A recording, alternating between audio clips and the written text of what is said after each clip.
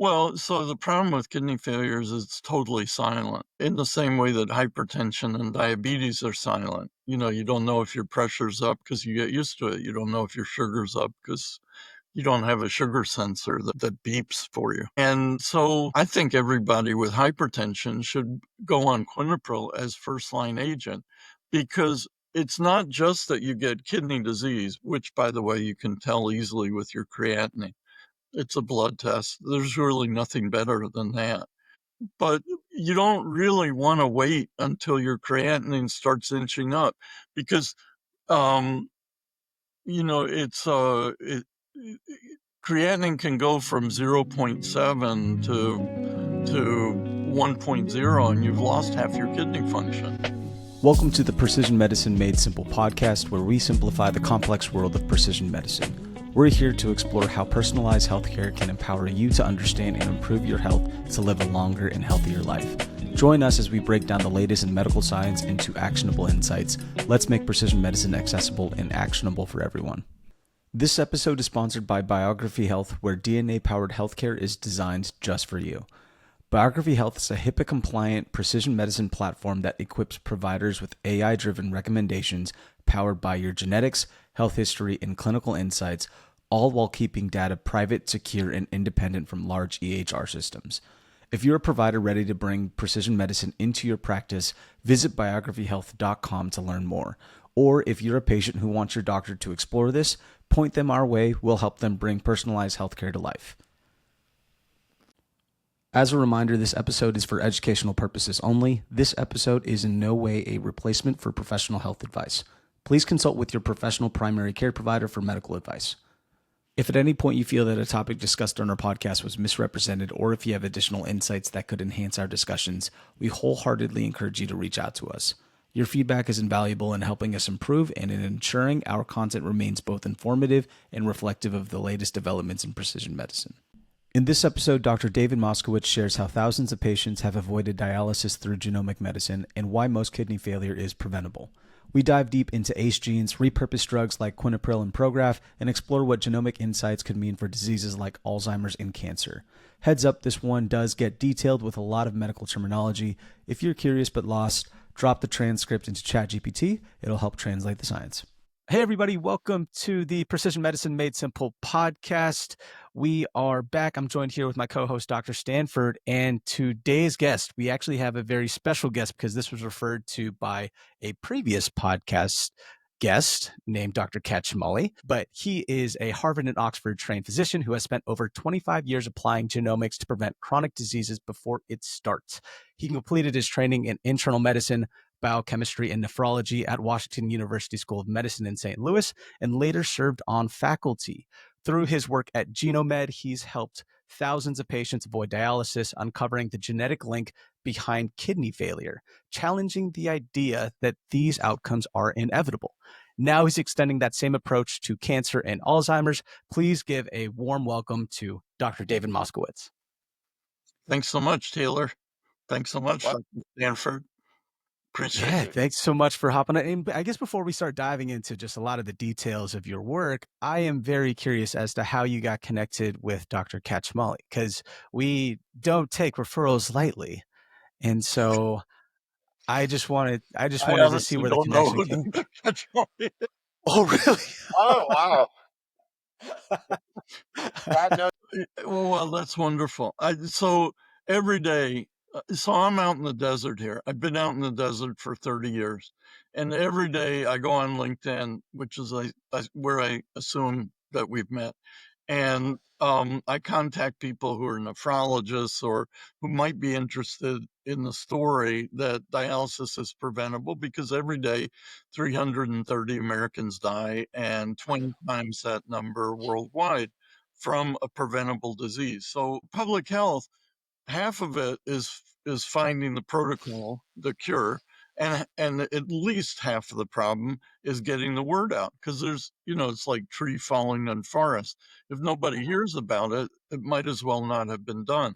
So I feel like my job in public health is woefully incomplete until I tell people or publicize that that dialysis can be prevented. So every day I contact people, and then if nothing happens, I forget about them. So obviously, I, you know, I sowed a seed, and it has grown into this podcast. So I'm very thankful for that. But ask me more, and I'm ignorant. Yeah. Well, I guess I had an initial question, because something that I've sort of realized with guests that come onto the show is there's typically an experience that they've had that sort of changed their perspective on going more towards the proactive approach, as to like, wow, we could be doing something differently here and get in front of the actual root cause of what's going on. So did you have any experience then beforehand that sort of was the pivot point where you thought, this could be done a completely different way, and sort of challenging the norm and challenging just the traditional approach? Oh, absolutely. So, and by the way, I have to say that I've been looking for people like you for 30 years. When I was at SLU at St. Louis U in 96, I proposed a program in preventive molecular medicine. And SLU, which was pretty much dominated by surgeons, had absolutely no interest. But we could have started that 30 years ago. And what made me want to do that, to answer your question, is I was working on compensatory renal growth. So renal hypertrophy, you take one kidney out, the other one grows. The growth starts within 5 minutes. I looked at something that started 30 minutes later and was amazed that the two kidneys were different already. And so I wanted to find out what the renotropin was, the renal growth factor. And the idea being that for people who had advanced kidney disease, I'd give them the renotropin that grow bigger kidneys and stay off dialysis a bit longer.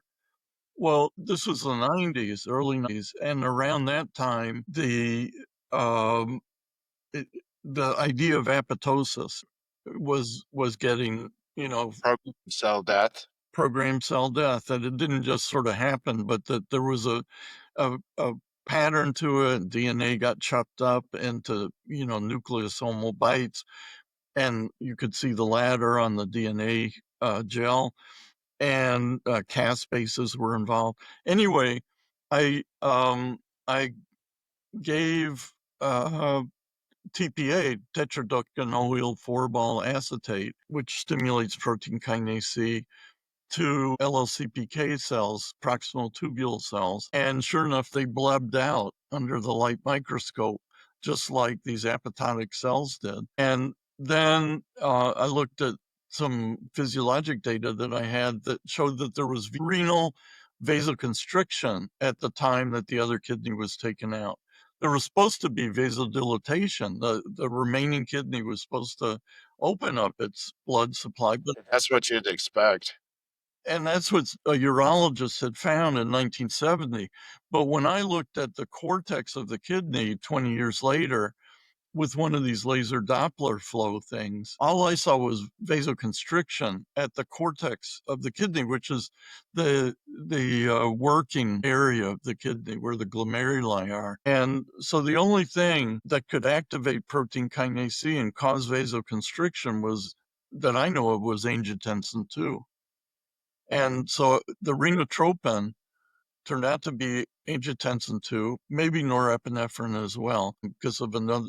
We did immediate early gene expression, and there was a gene that only norepi could have stimulated that angiotensin 2 couldn't have.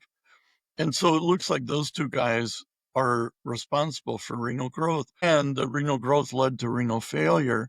And by then, nephrologists have been using ACE inhibitors for 10 years and not getting anywhere. So maybe they were using the wrong one or the wrong dose.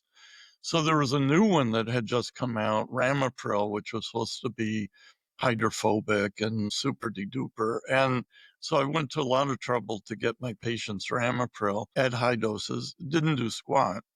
And so then quinapril happened to be the one on the formulary at the VA where I was, at John Cochrane on North Grand. What city? What's North Grand in St. Louis? Yeah, North Grand Boulevard, 915 North Grand Boulevard. I'm Nice. sure you passed it on the way to the ice cream place Yeah. further up Grand. So first patient I put on high-dose quinapril had a creatinine of 3.1. This is like 40-year-old guy, so he wasn't on dialysis yet. I give him I double the dose of quinapril. Instead of 40 a day, I give him 80 a day. Maybe I give him 160 a day, something like that. And he comes back to me with blood pressure's controls, no problem. But his creatinine, instead of going from 3.1 up to 3.4, went down to 2.8. And I've been taught as a renal fellow that and fibrosis, and you could never reverse kidney failure. And so that was the moment. It was February and March of 94 that I realized that things could be done differently. Can I ask a clarification question? So with the neurotropin, is it having the effect of making the existing nephrons larger, or are there new nephrons somehow grown? Because I know, at, at least I think the way I was taught is, you have a set amount of nephrons and you never have more. Right. Renotropin is what I call it. Oh, renal tropin, sorry. It could be called a nephrotropin. But yeah, that was the big deal, that it was hypertrophy and not hyperplasia. Because it's interesting that the kidney is so much like the brain. That you don't get new cells necessarily in either organ because the architecture is so intricate, and you can't just be like a liver. I like dissing GI people whenever I can. Oh yeah, well then we're all about pushback on this show for sure. Well, and you mentioned pushback, and you were working at the VA when you found that out. But with one of the articles that I was looking into that you sent over, later on, the VA fired you. Oh yeah. That Oh yeah, the worst thing I could have done for my subspecialty, the worst betrayal was to eliminate dialysis, because that's how the entire subspecialty makes its money. So it's just, think of polio and the iron lung. Jonas Salk's vaccine, if it had been suppressed and we still had iron lungs in every pediatric ward, that's the equivalent of what's been going on in my life for the last 30 years. Have you ever seen John Oliver's rip on DaVita? Oh, yeah. And I tried contacting him, but the problem with these famous people is that they're impossible to contact. I mean, I would highly recommend the listeners check that out after this. First of all, of course, he's very funny, but he details to a large degree these misaligned incentives. I'm not sure if I know many nephrologists that don't have a financial stake in a dialysis center. So, a big part of the resistance to medicine 3.0 and preventive medicine is the stakeholders of the status quo. Yeah. And you don't even necessarily have to invoke anything evil about it. It's just that it's where the money flows. And so that's where, if you own a dialysis center, your job is to make sure you're doing dialysis as best as it can possibly be done. You're, it's not really necessarily your job, or you're not motivated to figure out how to eliminate all dialysis centers. No, it's, I think it was Sinclair Lewis who said, never expect a man to understand what you're saying if his salary depends on not understanding it. That's brilliant. No, the truth is these CKD patients are loss leaders, and nephrologists see them only to keep them in their stable once they go on dialysis, because then they bring in $100,000 a year for the 3 years on average that they're still alive. And so with so it sounds like you kind of settled on quinapril as being the thing that helps a lot. So have you looked at any angiotensin receptor blockers, the ARBs? Do any of those have Yes. a similar? So Barry Brenner, who was the guy at the Brigham, sort of dean of nephrology, who discovered that glomerular capillary pressure was essentially driving renal failure. And we can talk about that, why that actually is the case. Got paid by the ARB people and came up with a study that showed that ARBs were just as good as ACE inhibitors. But he he never actually cottoned to my idea that megadose quinapril far surpassed ARBs. And they do. I mean, they're actually what I've been using ARBs for was for SARS in 2003 and for West Nile virus. It turns out that ACE is on the membrane, gets expressed on the membrane of monocytes when they become activated to macrophages. And I think may also be on T cells. And so ACE is CD143. And I use AT1 receptor blockers like losartan, all the sartans, to actually block ACE signaling among immune cells. And it seems to be a gentle immunosuppressant. And I've used it for multiple sclerosis to good effect, and these viruses, including West Nile in raptors like great horned owls. So Let me jump in. I had another question. So the ACE receptor is also very important in COVID, right? So is there any tie-in with COVID and kidney disease through this mechanism? So ACE1 is the ACE that I'm talking about, and ACE2 is similar. ACE2 is exactly what you said, the receptor for the spike protein on COVID-19. And there's really not much overlap. Apparently, ACE2 takes angiotensin 2, which is an octopeptide.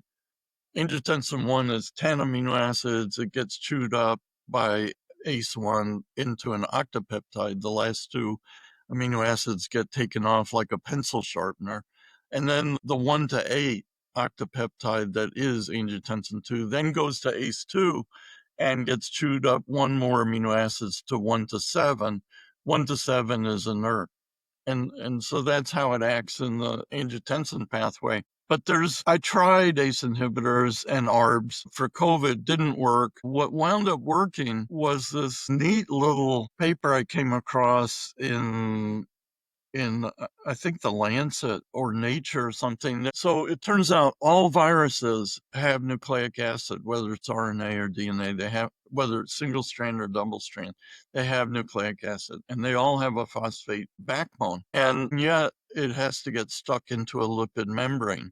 And so you need a glue, a nuclear protein that binds the phosphate backbone on one end of the molecule and lipid on the other. It turns out positively charged molecules on one end and lipophilic endings to the other end are the basic structure of compound 4880 or mastoparins or wasp venoms, and they trigger mast cells. And so there is a natural substance called quercetin that, It's a common supplement, right? right, common supplement. So anyway, this nuclear protein triggers the mass-related GPRX2 receptor on mast cells, which is hooked up to the IgE machinery, but no IgE pre-existing antibody is required. So it's just compound 4880 binds to this MRGPRX2 receptor on the mast cell, which has only been discovered in the last few years, hooks up to the powerful IgE machinery, G proteins and stuff, triggers histamine release and all these other granules in mast cells. Quercetin happens to block that receptor, not by interacting with the nuclear protein, but by just blocking that receptor. And so I use quercetin. In other words, COVID is a mast cell disease. It's like mast cell activation syndrome. It's essentially a peanut allergy, and quercetin blocks it. And so I've been using, and I think quercetin may be a general antiviral, even better than the ARBs, which I used to hang my hat on. Another quick question about the effect of the ACE inhibitors in restoring kidney function. Does it help? Well, there's different kinds of chronic kidney disease. There's that associated with hypertension and then nephrosclerosis. There's diabetes associated. There's obstructive big prostate causes problem for the kidneys. Does this work in one kind of kidney disease more than others or works equally? Well, great question. So it works in 90% of kidney disease. maybe more, maybe 95%. So it works for hypertension and diabetes, where PGC, the glomerular capillary pressure, is elevated. It probably works for thin basement membrane disease like Alport's, where you'd expect the pressure in the glomerular capillary and in the proximal tubule, the filtrate right across Bowman's capsule. You'd expect that pressure to be elevated if the glomerular basement membrane were thin and didn't dampen the pressure so much. And the reason why PGC causes renal failure is because ACE is a mechanosensor. It has a lid on it, which is heavily glycosylated, lots of sugar groups. So it's opened by turbulent flow. And when it does, a lid opens and substrate, angiotensin 1, the decapeptide, gets inside the pencil sharpener and becomes converted to angiotensin 2. And it's when the pressure's high, you can expect more activation of ACE, more of the lids being blown open and a bigger signal of angiotensin 2. And if it's chronic, this million nephron hypothesis of Bricker's, if it's chronic because there aren't, there are fewer than a million nephrons. And so the relatively few remaining nephrons each have to handle more cardiac output. Each kidney handles 12.5% of cardiac output. So as the number of nephrons decrease, the PGC in each remaining nephron goes up. The ACE in the proximal tubule, where most of it is activated more. And the more constantly it's activated, eventually you shift from growth over to apoptosis. And that's why you get progression of renal failure. I have a follow-up question to this then, because at what point then should a person start to get on these ACE inhibitors then? Like, are there specific like biomarkers or specific symptoms then that somebody, and how early on should that be? And like, what are those early identification signs look like? Well, so the problem with kidney failure is it's totally silent in the same way that hypertension and diabetes are silent. You don't know if your pressure's up because you get used to it. You don't know if your sugar's up because you don't have a sugar sensor that beeps for you. And so I think everybody with hypertension should go on quinapril as first-line agent, because it's not just that you get kidney disease, which, by the way, you can tell easily with your creatinine. It's a blood test. There's really nothing better than that. But you don't really want to wait until your creatinine starts inching up, because um, it's creatinine can go from 0.7 to 1.0, and you've lost half your kidney function, because it's a 1 over creatinine kind of function. And you can lose more kidney function going from 0.7 to 1 than going from 2 up to 6. I mean, the big numbers are scary, but they're just the tail end of how much kidney function you have. So you really want to get in there early. And I would say quinapril should be drug of first choice. There used to be this stepped approach to hypertension. First, you use a thiazide diuretic, and then you use a beta blocker, and then but I think quinapril should be drug of first choice. And so I think the market for quinapril should be about 800 million people. You asked, Bill, whether other kidney failure can be stopped with quinapril. If you're lucky, you have obstruction, because that can be reversed. And men have big prostates and should be taking doxazosin or Flomax, tamsulosin, and Osin, alpha blocker, to shrink the prostate, and maybe Proscar as well, finasteride. And you're lucky if you've got an element of obstruction, because you'll regain kidney function right away. It's a beautiful disease to have. Women all get obstruction from pregnancy. This gigantic uterus filled with baby, can obstruct the bladder, or voluntarily. I mean, if you're a airline stewardess or a teacher or a secretary, if you have some reason why you can't go to the bathroom every 15 or 20 minutes, then you can voluntarily keep your bladder from emptying, and that chronically will give you obstructive uropathy too. So you have to retrain your bladder if you don't have evidence of obstruction, but just the floppy muscle. So I've found that probably half of renal failure in Medicare patients is because of bladder dysfunction and not just kidneys. So I use actually alpha blockers for women to try to get them to get better bladder function. I use it for big prostates. And then there's these other rare causes of renal failure that get you flunked on boards like IgA and Yeah. focal pigmental. It works for them. What about hepatorenal syndrome? So I have another protocol for acute renal failure. So angiotensin 2 is glomerular tubular balance, GT balance. If you reverse the letters, TG feedback is what causes acute renal failure. So chronic renal failure is caused by angiotensin 2, which balances the pressure at the glomerulus with tubular hypertrophy. We talked about that. That's chronic renal failure. Acute renal failure is when the medullary thick ascending limb doesn't have enough ATP to input sodium, potassium, and 2-chloride. And the ATP levels drop, and you get adenosine, which is the sugar in the base without the phosphate groups. And that feeds back to the glomerulus and vasoconstricts. And it turns out hepatorenal, and you can use a nonspecific adenosine antagonist like aminophylline. And so I've been using aminophylline, even oral Theodore works. So it'd be great in earthquake victims who have acute renal failure. So I've been using, Uh, Expand on that. Why earthquake victims? well, they're underneath buildings. Oh, yeah. Okay. You can't dialyze them, but they have renal failure, and you can go around and give them a tablet of Theodore, and they may not have crush injury, acute renal failure. But the other thing that I now would use Theodore for is cardiorenal patients, because if you give them Lasix, if you give them a straight diuretic, loop diuretic, powerful loop diuretic, it may take fluid out of their lungs and relieve their congestive heart failure, but it'll put them into renal failure.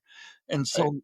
so I now use Theodore to essentially keep them out of acute renal failure. And I've got a patent for using IV aminophylline to break oliguric ATN. I mean, it restores urine flow and GFR within an hour. You can see why my subspecialty kind of Oh, I'm play out. by all this. I'm sitting here thinking of, you know, instances of ATN that you might see in the ICU, and I was picturing you rolling up on the ICU attending and suggesting that. But so I know Peter Attia's podcast. We're getting into a lot of detail that, I reference Peter there because his podcasts really get into a lot of molecular and scientific stuff, but I know we're trying to address at a higher level some of these issues. So Taylor, take it away. Bring us back to earth here Take us home. So, by the way, aminophylline works in the NICU for neonates. with that same ATN type picture. Yep, not just hepatorenal patients, but neonatal patients. And, meanwhile, my classmate, Robbie Starr, is spending billions of taxpayers' dollars on acute renal failure. And my resident at the VA, Griff Rogers, is in charge of NIDDK. Neither of them have paid any attention to me for 30 years.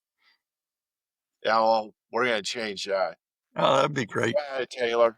Yeah, I just had a follow-up question then when it comes to renal failure. Now, and this, I mean, I guess this is such a generic and broad question, but I can also imagine lifestyle and environmental factors also lead up to renal. No, No, you're shaking your head.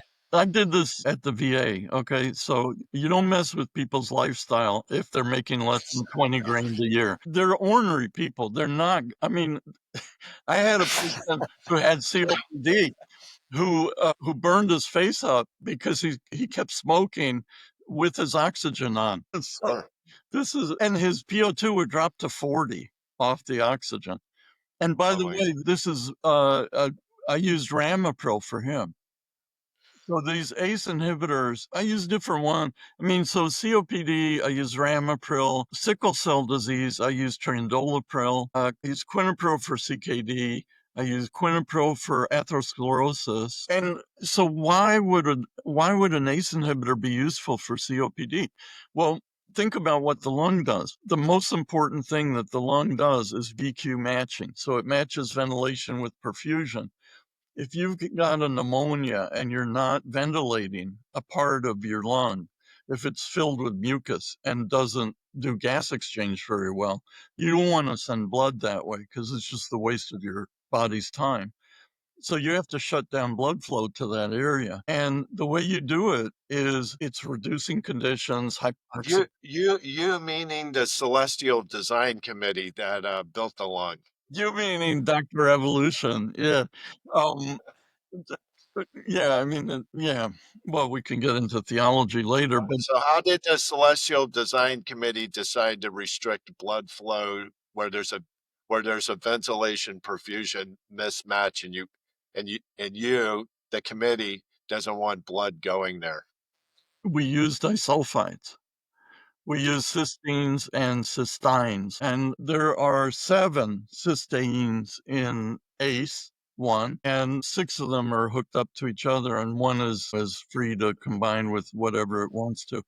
If you look at the 3 cysteines, you can change a cysteine to alanine, which is the same size, but doesn't have the sulfhydryl group to form the disulfide bond. So you're effectively reducing the disulfide bond, making an SS into an SH. And if you do that to the middle cysteine, you open up a sidewall. So you've got the top wall, the top lid coming off with the turbulent flow. You've got the sidewall opening up with hypoxia. And so the reason why there's more ACE in the pulmonary circulation than anywhere else, I think, is because it mediates VQ matching, Oh, which also means that it's good for neutrophils and T cells and monocyte macrophages to express on its membrane because it's going to be activated by the hypoxia of a bacterial infection. So considering that because what it sounds like and what I'm gathering is like there's ACE inhibitors that are used across several different avenues and can be used across for several different scenarios and occasions. But one thing that I'm just trying to also understand too is like within how our current healthcare system is, and like even with just doctors in general, I mean, how would like are they I've never ordered any ACE inhibitors or I've never been put on any ACE inhibitors, but it's like you've never the seen one on the shelf in Target? no, never seen Wow, one of this. weird. I mean, yeah. Yeah, I mean, just my pick dog's some name is up Ace. next time you're in CVS. You're asking, how come people don't do it? How come innovation is stymied? How come Right. we're so ignorant in this age when we're supposed to be so smart and intelligent? The answer is what Bill already alluded to. The status quo is very lucrative. And that's point number 1. As long as things stay the same, everybody's happy. We go from 4 trillion to 4.8 trillion a year. It will be in the fives next year. So everybody's happy about that. The outcomes are shitty, but nobody even reports them. You'll notice that nobody reports outcomes. So how many diabetics does Dr. X have who go on dialysis? Nobody knows. So you have no idea who knows how to do anything. And the easy way to reform this anti-innovative system, and I'm living proof of how anti-innovative it is, because I've been, getting up every day trying to publicize my protocols, and every day it doesn't even fall on deaf ears. It doesn't get outside my computer. So how do you fix this? You fix it basically by ordering a large enough health plan like the VA. You give it back to the public health service, or you keep it in the VA. It doesn't matter. Problem is the VA is dysfunctional. It's an iron triangle that resists change. But anyway, let's say you give it back to the PHS, and then you order the Surgeon General to improve outcomes. That his or her job depends on improving outcomes, which means that for the first time ever, you report outcomes, you track them, you try to improve them. And right now, nobody in healthcare is doing that. Nobody in the National Health Service in Canada or the UK, and nobody in a private plan.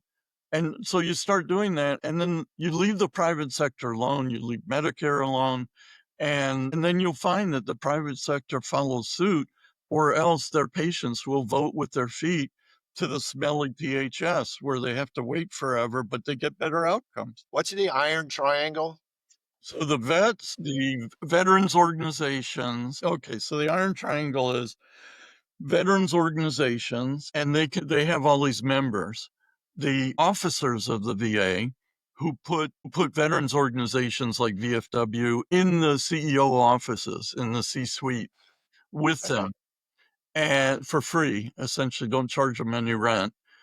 The veterans organizations get their membership from the veterans hospital, and then any pressure put on the veterans, the administration, the management of the VA, the chief of staff just goes down the hallway to the veterans organization, the VFW, and says, I want you to give me 50 veterans showing up at Congressman X's office. They don't need to know what they're demonstrating about. We'll send somebody to tell the congressman, what the demo's about. And then that just freezes the congressman from having any oversight of the VA. So the VA officials essentially operate without any effective oversight. So this might be a dumb question, but with just the challenges that appreciate it. Well, so with the challenges then with like public health and just some of the regulations that are there, then if somebody wanted to take advantage of somebody that is privy to this type of information, then would it be best then to try and go towards like private practices and concierge practices? Then this is just me trying to understand like how could it just somebody that doesn't know much about this but wants their doctor to do like the best that they can in order to try and prevent them to going on dialysis, like what should they do to push for that? Like should they push inside of like these large healthcare systems, or should they go elsewhere and outside of that and try and figure it out on their own? I mean, it's kind of a large question, but Yeah, I'm that's a curious good to one, hear your though. take. Well, I think all of healthcare is really screwed up. I don't think it matters whether you do concierge practice, whether if you're a patient, nobody is going to help you, because I've tried contacting concierge practices, because I've published better outcomes for acute and chronic renal failure. We talked about for COPD, we talked about for sickle cell, trindolipril, and for COVID. We've talked about all of these. I've been working on a way to detect cancer. It's not quite ready yet. And I now do whole genome sequences for Alzheimer's. And really, any disease you want to get rid of within 6 months, I think I can have actionable genes. Can you expand on that one real quick? The whole genome sequencing for Alzheimer's? I'd love to hear your thoughts on that. Yeah, so I used to think that you had to get, hundreds, if not thousands of samples to find disease-associated genes. And now I had a single Alzheimer patient last June, and I used myself as the control. We spent $250 for each of us to get a whole genome sequence from Nebula. Maybe a little more for them to keep the DNA sequence on their server, because 3.3 billion letters is, I don't know how to handle the file. And so it'd be nice to actually have a little bioinformatics help.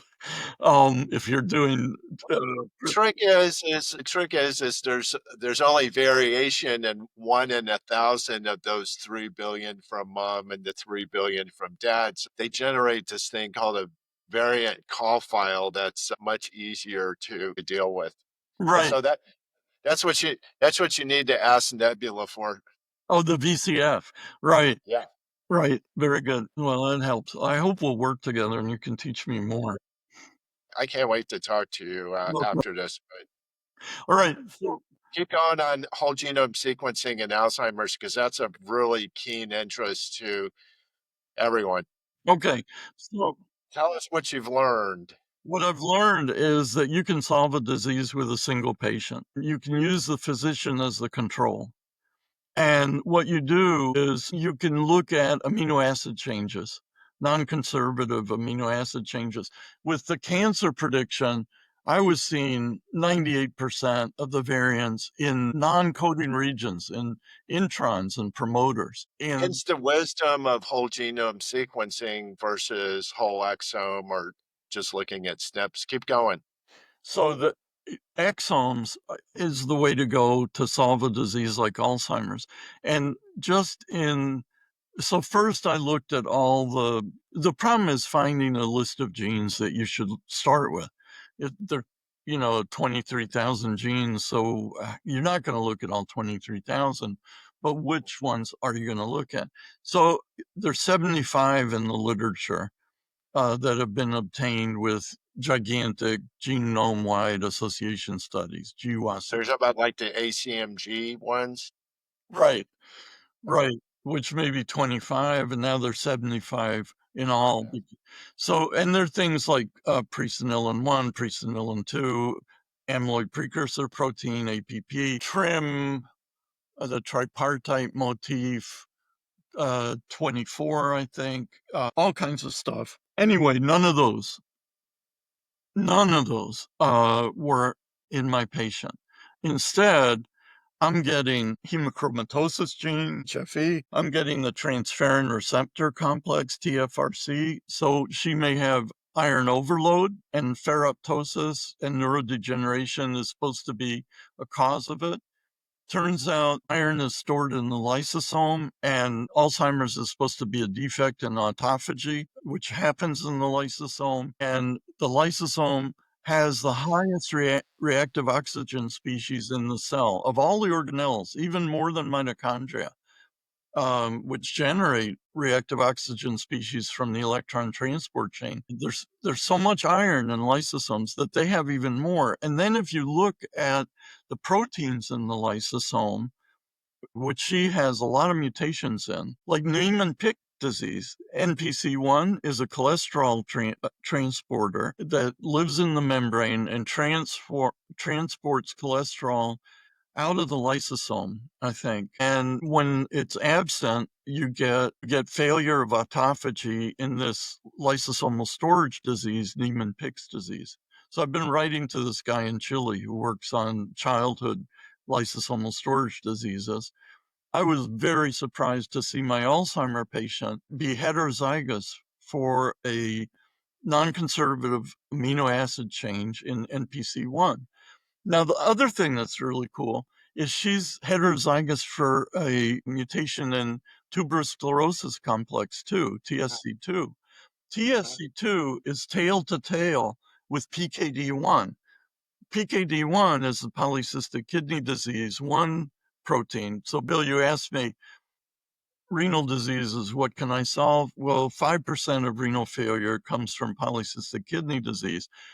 Polycystic kidney disease you can get in a tuberous sclerosis patient, even if your PKD1 is normal, it can look like you have polycystic kidney disease. You can have renal cystic disease. And it turns out that TSC2 is required to chaperone PKD1 to the cell membrane and to cell junctions and to the cilium. So the conclusion of all this is that tuberous sclerosis, which happens in childhood, infancy, is actually a progeria-like syndrome that gives you dementia, that gives you renal cystic disease. By the way, polycystic kidney patients have twice as much dementia as regular people do, Interesting. and that gives you cancer. And so it looks like we talked about angiotensin, about ACE being a major aging gene, but ACE and protein kinase C are activated by the mTOR complex 2. The mTOR complex 1 promotes protein synthesis and shuts off autophagy. And it looks like the overactivity of mTOR complex 1 and mTOR complex 2 is what's required for aging. And you can shut off mTOR. And Well, fold in a little bit. As you're discussing that, any thoughts you have on rapamycin and that mTOR pathway? I didn't mean to interrupt, but No, no, but the listeners are going to want to know that one. that's exactly what I was getting to. You Oh, can, sorry. no, it's perfect. So you just put like a, a I line. I You I teed, underline, right, teed it up for you, and then that's right. You teed it up and, or you put at Oxford, they used to teach us when we were writing essays, when you don't go more than one or two paragraphs before putting in a line, underlining it, and saying what the next paragraph is about. So you just did that for me. So TSC2, when you're mutated there, you get tumors, you get tubers, cortical tubers, you get renal cystic disease, you get seizures, you get cancer and dementia. So, but you don't shut off mTOR complex 1. And overactive mTOR complex 1 turns off autophagy. Turning off autophagy gives you dementia. Mhm. So what you want to do is you want to turn off mTOR complex 1. What turns off mTOR complex 1? The R, mammalian target of rapamycin. You want to give rapamycin, or also known as tacrolimus, also known as ProGraph. So 10 milligrams a day, 5 milligrams twice a day is the dose usually given for organ transplants, kidneys, hearts, lungs. If you gave 10 times less, 0.5 milligrams a day, I think you could treat Alzheimer's. I think you could Are treat, certainly those cases where that mechanism is playing a huge role. right, I guess the blocking of the autophagy, I'm just reading between your lines. I'm not an expert on this by any means. Is part of what causes the accumulation of amyloid and whatnot. right. And amyloid blocks autophagy. And without autophagy, you don't get rid of amyloid. So it's a vicious cycle. You get more and more amyloid, less and less autophagy. But then you look at aging. What is aging but just oxidation? Part of it is the beating of your heart, activation of ACE as mechanosensor. But but ACE is actually protective against Alzheimer's. The odds ratio of getting Alzheimer's if you're ACEDD, overactive ACE, is only 0.5. So you're protected against Alzheimer's if you're overactive for ACE. And I worry that using ACE inhibitors is going to predispose people to Alzheimer's. Now, though, we've got a treatment for Alzheimer's, which is ProGraph. And actually, it should be used for all neurodegeneration, should be used for Huntington's, should be used for Parkinson's, should be used probably for ALS. It should be used for lysosomal storage disorders. It should definitely, and already is being used for tuberous sclerosis. So I think ProGraph may be the anti-aging drug. I think quinapril and ProGraph will keep you alive to 125 and not get sick. So it's Go ahead, Taylor. well, it's just trying to follow here. I mean, so that's a very big statement then, at least like, especially coming from a layperson, then like if we have a treatment for Alzheimer's, then, I mean, is there an indication of like when it's going to hit the market or like any of those? It's already on the market. These Oh, are repurposed drugs. And so they're Right. just to be used off label. So why do I think that the lysosome is why is the lysosome the target of aging? Everybody down here in South Florida is looking for anti-aging cures. I mean, you got what, Saint Augustine and Ponce de Leon. I mean, there's so many tie-ins to Florida and the fountain of youth. But anyway, go ahead. That's why I think we should rename our company the Hollywood, not Beverly Hills, but the Hollywood Company. But anyway, Hollywood Institute for Precision Medicine. exactly. But yeah, expand on that. I can't wait.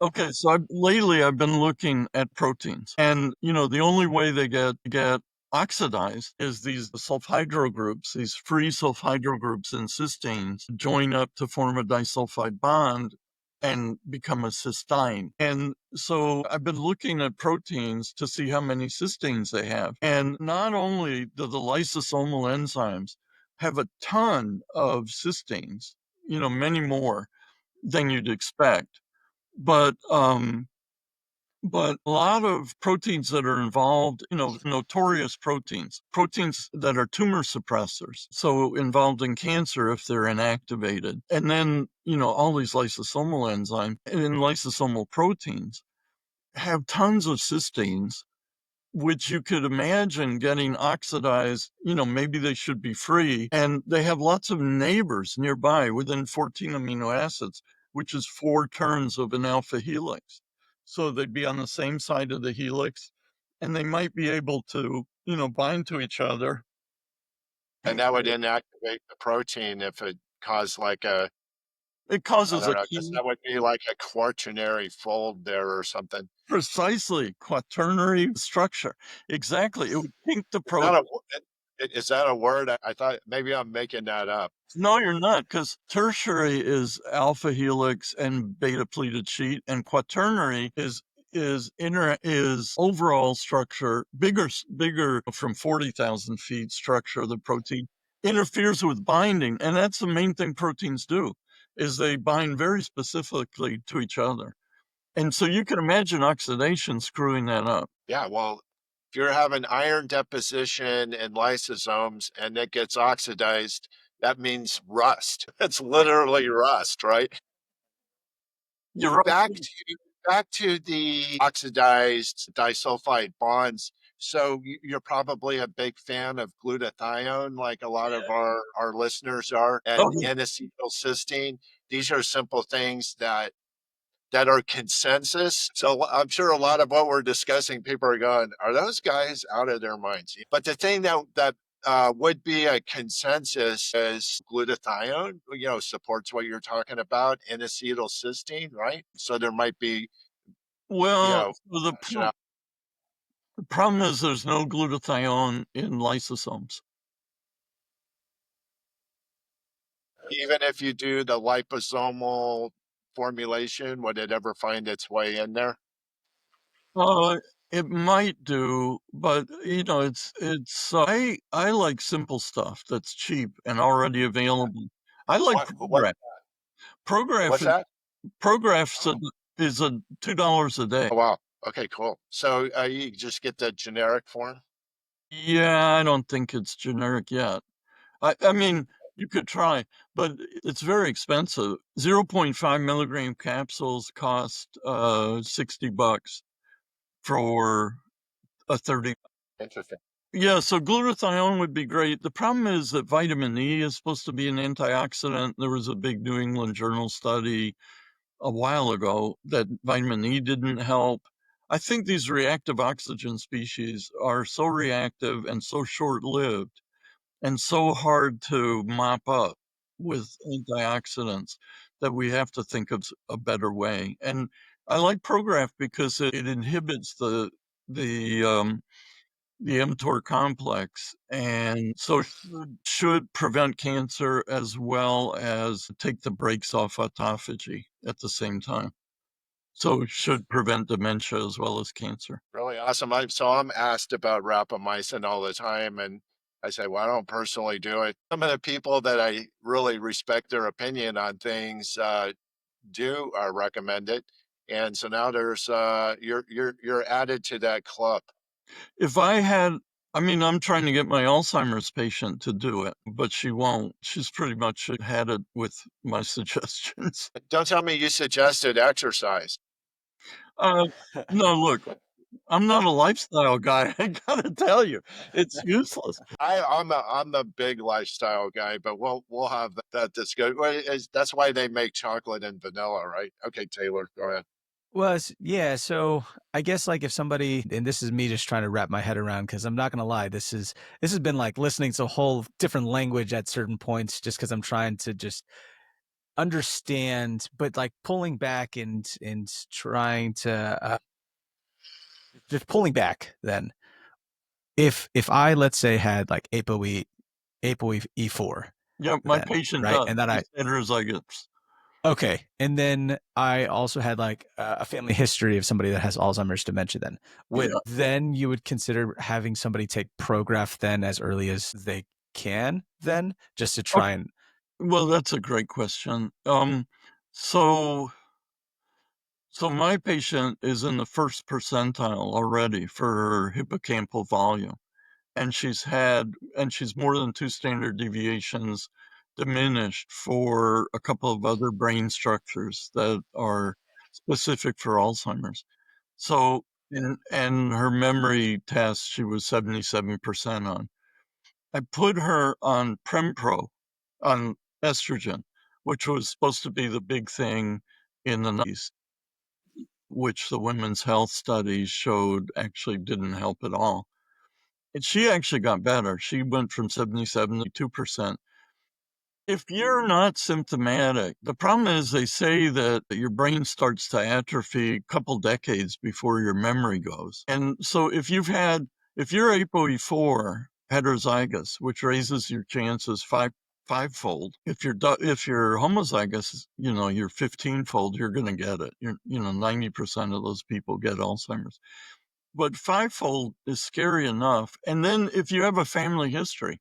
So if the thing is, it looks like there are hundreds, if not thousands of genes that participate. The iron overload genes, there's the inflammasomes. She's got mutations in her inflammasome genes. She's got all these toll-like receptor 9. She's got all the immune stuff.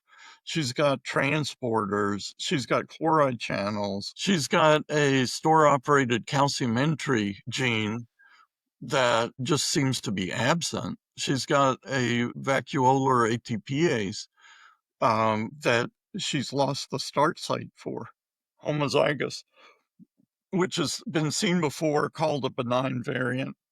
But I don't think so. Anyway, I would get a whole genome sequence, not just go by the ApoE4, and let somebody like me look at it. And if you've got, I think I'd reserve ProGraph for actual disease, but I Maybe symptomatic. would do things like eat less red meat and iron. If you had the HFE and the TFRC mutations. And if you're heterozygous for the HFE, Yeah, apparently you can just be a heterozygous, and that's enough to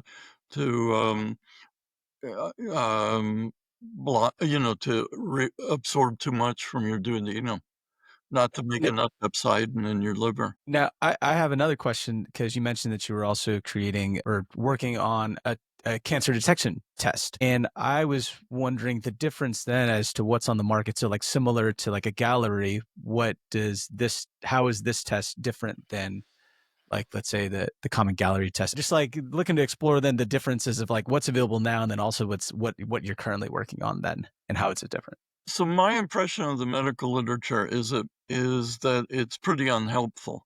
I mean, companies like Nebula that I subscribe to, 23andMe that is going bankrupt this week, rely on the medical literature, don't generate any research of their own. I think that's a big problem. And because the cancer, by the way, my Alzheimer's patient had BRCA1 and 2 mutations. It's just cancer. she had DCIS. She had breast cancer, ductal carcinoma in situ. But these genes are all interrelated. I mean, to have her be PKD1 and TSC2 mutated was incredible. Anyway, I look at germline cancer variants, and have found like about 5,000 SNPs for 6 different cancers. My impression of the cancer prediction tests are they're in things like XRCC, DNA repair enzymes, and, don't explain the vast majority of sporadic cancer. You pulled in your thoughts on polygenic risk scores with really specifically what you're getting at there. A lot of people have interest in that. So polygenic risk scores make sense if you know all the genes involved. We don't know all the genes involved for anything. So this experience with Alzheimer's showed that there were, 100, at least, maybe a few hundred more genes than the medical literature knew about for Alzheimer's, which has been pretty well studied for decades. My approach is focus on repurposing drugs. And if you come across a gene that has a ready inhibitor already on the market, and you don't want that disease, then just try that drug. and use a cocktail. And as long as they're safe, I'm giving like 15 drugs to my Alzheimer patient. About 10 more she couldn't tolerate out of nausea. But And how is she responding to all that? Are you getting some reversal of her cognitive decline, or do you feel like you're slowing it, or what well, how would you characterize it? she she went from 77 to 92 on her memory test between June and December. Then That's not the any mental status yeah, exam. That's really mental. We don't oh, have it was Yeah, we don't have anything better. Like I haven't got a new MRI on her hippocampus yet. But, it'd be lovely if that came out to be 10% instead of first percent. oh, yeah. But I do believe that recovery is possible because of the stem cells that are supposed to be in the hippocampus. She doesn't seem to be getting any worse. But we're just, I had to stop the Prempro because she had breakthrough bleeding. She didn't like being a teenager again. Although that would have solved the iron overload problem as well as See, now that's thinking outside the box. but it's like little tricks like that, just clinical medicine tricks. Yeah, I love that. And the idea is that if you can cut flux, so let's say there are 100 different steps, and if you cut flux through enough of the steps, you don't even know what order they're in. There's neurodegeneration, there's ferroptosis, there's apoptosis, there's inflammation with these inflammasomes, astrocytes, microglia play a role, It's a lysosomal. very holistic, multimodal kind of Yeah, yeah, I love that kind of thing. And obvious, well, it seems to be the way that precision oncology is going. Once you understand these different pathways, you just interdict on all of them, and you prevent escape mechanisms, so to speak. And I think that AI is really going to assist going forward with defining these hundreds or zillions of pathways and informing where you would most effectively interdict, so to speak. yeah. Well, I'll take any hint I can get. I'm all for regular intelligence. It's much harder to find than AI. Right. It's certainly much harder to get funding for. Pay $20 a month and get AI, but to get common sense, now that's another kettle of fish. So true. Oh, Dr. I know what Moss. I was gonna say. So Uh-huh. cancer. So the reason I like my germline variants is because they identify genes that are probably driving the cancer stem cells, even in the late tumor. And the problem with precision oncology is they treat the tumor like some kind of bacterium with drug resistance. And so they're looking for one or two silver bullets to kill the thing. Whereas I think of cancer as embryonic tissue that's not differentiating properly. And so all the genes that we found, the 5,000 or so, I think tell us the differentiation treatment that we should be applying to metastatic patients. Very interesting. I mean, that is a concept I've never heard, and that's fascinating. So let me try to restate what I think I heard. Maybe I didn't hear this right. But rather than kill the cancer cells per se, you're saying facilitate, and cancer cells are essentially de-differentiated cells. And so what I don't know if we still have David there. I'm here. I'm here. I just turned What off I the think you're camera. suggesting is you just have them encourage those cells to continue their differentiation process, then moves them out of the cancerous phase. Right. You still have me. I just turned off my camera because you guys were freezing on me. It's not Oh, my camera's fault. So, or my bandwidth's fault. So, yeah. So I think that, these cells are the same as embryonic tissue. They proliferated, but when you're an embryo, you had these beautiful stripes of transcription factors telling you just proliferate up to this region, then stop. And in the adult, those bands don't exist anymore, the stripes. And so you're kind of on your own if you're a tumor.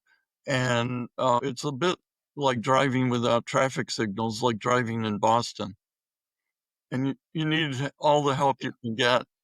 so you lose the homeostasis you have from tissue signaling with these transcription factors and growth factors and whatnot. So yeah, you don't have neighbors telling you to slow down. You need notch and various tumor suppressors in the extracellular matrix and on neighboring cells. I think there's a whole school of thought, and oddly enough, we'll talk about it offline, but my PhD thesis is all around that derangement of homeostatic mechanisms between endothelium and undifferentiated mesenchymal cells that leads to the calcification around atherosclerosis. So I'm a big subscriber to that whole deal. And it is interesting that a lot of these genes that are expressed in embryogenesis wind up being players in this and the development of cancer and this loss of regulation. I love that. I think we could put some people to sleep on this podcast with it. I love that. Right. This could be sold as a sleep aid for sure. No, I think so. I think so. But we're in good company. Like I say, I really enjoy listening to Peter Attia's podcast, The Drive. I don't know how regular people listen to that, because I say regular people, I mean non-medical, non-science people, because it gets so esoteric that I can barely follow it. So I'm thinking, gosh, how can anyone else listen to this? But I guess that's what it necessarily needs to be. Going into this, I was afraid we would do this. I even talked to Taylor before the podcast. It's like, I hope this doesn't descend into a lot of basic science stuff, but that's the world we live in. That's what is moving that's what's advancing this field, the anti-aging, the wellness and longevity. It's all highly scientific, and you're fooling yourself if you think you can intelligently discuss it without talking about the molecules involved. So, I think it's just a cost of doing business in this field. Yeah, well, I completely agree. Well, especially coming from a layperson right here, even though there were certain instances where I didn't understand what was going on in the conversation, it's something that I can go back on. And like, thankfully with ChatGPT and even taking transcripts too, I can even take away like my own takeaways and trying to figure out and do my own homework as to like why I should know this, but then also leading forward into how can this also help myself or other people that are listening to it too. Yeah, so when you submit this, maybe you can submit the transcript to an AI model and say, Write this down. give me the 10 take-home points from this and everyman terminology. Absolutely, absolutely. But I mean, even if I didn't understand a lot, it's like parts of the conversation, asking the questions, which I feel like is the most important, especially if we don't understand, is just having the courage to ask questions and figure out and just have that curiosity as to how it can potentially apply to you. With that said, though, we are a little bit over. I appreciate your time, Dr. Moskowitz. And then also, if anybody wants to reach out, what's the best way that they can reach out to you? So best way to reach me is on genomed.com. There's a little icon that says contact us. So that's all you need to do. Click on that. Got it. And that will be in the show notes. Thank you so much for your time. Thank you again for just joining us. And I mean, I can't wait to bring you back for another episode and having just another conversation. Well, thanks so much for having me. I really have enjoyed this. Thanks for joining us on the Precision Medicine Made Simple podcast. If this episode inspired you to learn more about your health, please leave us a review and share the podcast with a friend. Your feedback helps spread the word about the power of precision medicine. Remember, taking action today can lead to a healthier tomorrow. See you next time.